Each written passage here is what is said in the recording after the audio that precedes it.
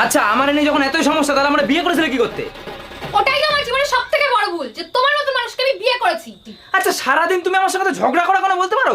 কারণ আমরা love marriage করেছি তাই। লাভ ম্যারেজ আসলে লাভ কই উড়ে গেল নাকি? তা আমি কি জানি, তুমি জানো? আচ্ছা দেখো আমি বলছি কি, আমরা তো দুজন দুজনকে ভালোবেসে বিয়ে করেছিলাম, কিন্তু এখন সে ভালোবাসা আমি ফিলই করতে পারছি না। এক কাজ করো, এখন থেকে আমরা দুজন দুজনের সঙ্গে ভালোবেসে কথা বলবো, ঠিক আছে? ঠিক আছে, ভালোবেসে কথা বলা শুরু করো।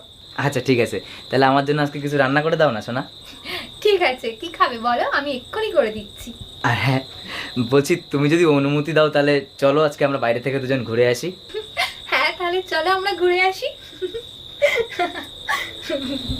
বুঝলাম না তুমি এত হাসছো কেন? আসলে কি বলো তো, আমরা এরকম অনেকদিন ভালোবেসে কথা বলি না তো, তাই আমার খুব হাসি পাচ্ছে। শোনা, আমি আর এই ভালোবেসে কথা বলতে পারবো না। আরে ভালোবেসে কথা না বলার কি হয়েছে?